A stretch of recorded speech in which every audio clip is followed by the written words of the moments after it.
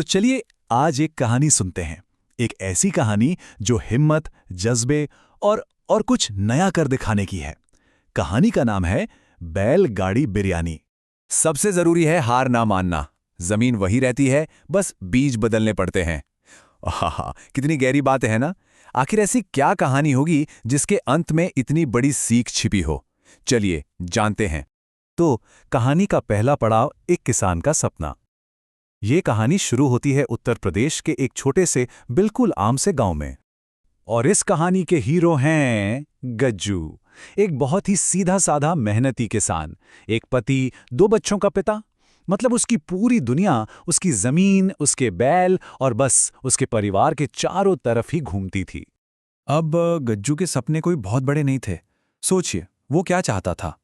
बस अपना कर्ज चुकाना, बेटे की स्कूल की फीस भरना और हाँ, अपनी बेटी के लिए एक नई जोड़ी चप्पलें खरीदना।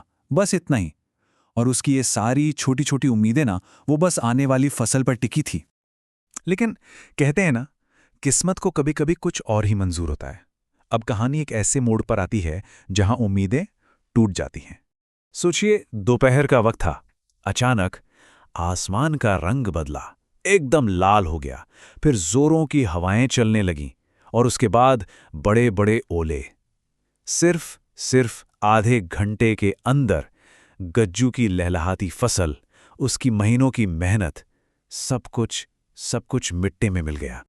अपनी आंखों के सामने ये तबाही देखकर उसके दिल से बस एक ही आवाज निकली, क्यों भगवान, क्यों? यही तो हमारी आखिरी उम्मीद थी। अब क्या होगा? ऐसा लगा जैसे उसके सारे सपने उन ओलों के साथ ही बह गए थे। और जब लग रहा था कि शायद इससे बुरा और कुछ हो ही नहीं सकता, ठीक तभी वहां साहूकार आ धमका। और उसका अल्टीमेटम वो बिल्कुल साफ था।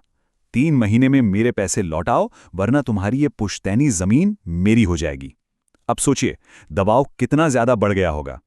लेकिन कहते हैं ना, हर अंधेरी रात के बाद सुबह जरूर होती है। तो अब कहानी का रुख उस मोड़ की तरफ है जहां से होती है एक नई शुरुआत। पूरी तरह से हार चुका, टूट चुका गज्जू भगवान से बस एक ही प्रार्थना कर रहा था, प्रभु क्या करूं, बस कोई रास्ता दिखा दो, मैं कुछ भी करने को तैयार हूं। और शायद यही वो पल था, हार मानने के बजाय एक नया रास्ता खोजने का फैसला। और तभी उसे गांव के कादर भाई से एक नई सोच मिली। कादर भाई गांव में बिरयानी बेचते थे। उन्होंने गज्जू को एक बहुत ही सिंपल लेकिन बहुत गहरी बात समझाई। उन्होंने कहा, गज्जू किसान जमीन से कमाता है, लेकिन बिरयानी वाला वो अपने हाथों से कमाता है। बस इस एक लाइन ने गज्जू की पूरी सोच ही बदल के रख दी। और बस यहीं से जन्म हुआ एक नए आइडिया का, बैलगाड़ी बिरयानी। गज्जू ने फैसला किया कि वो अपनी सबसे कीमती चीज, अपनी बैलगाड़ी को ही अपने नए बिजनेस का जरिया बनाएगा। सोचिए, जो औजार कल तक खेती के काम आता था, वो अब एक नए सपने का वाहन बनने वाला था। पर हर नई शुरुआत एक कीमत तो मांगती ही है। इस आखिरी कोशिश के लिए, पैसों का इंतजाम करने के लिए गज्जू की पत्नी सावित्री ने अपनी सोने की चूड़ियां बेच दीं। और ये कोई मामूली चूड़ियां नहीं थीं, ये उसकी स्वर्गीय मां की आखिरी निशानी थीं। ये एक बहुत बहुत बड़ा बलिदान था पूरे परिवार के लिए।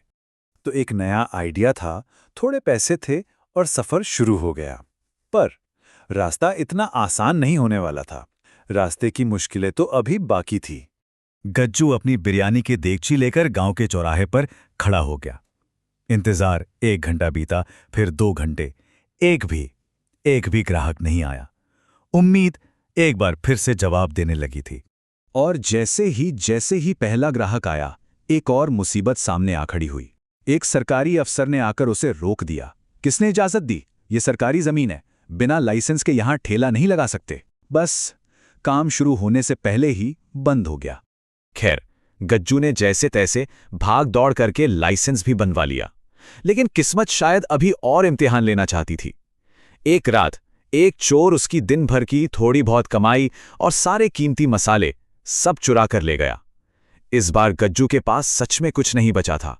बस एक ही बात जबान पर थी, सब कुछ चला गया। लेकिन ठीक यहीं से कहानी एक बहुत ही खूबसूरत मोड़ लेती है। कहते हैं ना, जब एक इंसान पूरी तरह टूट जाता है तो समाज, उसका समुदाय उसे सहारा देता है।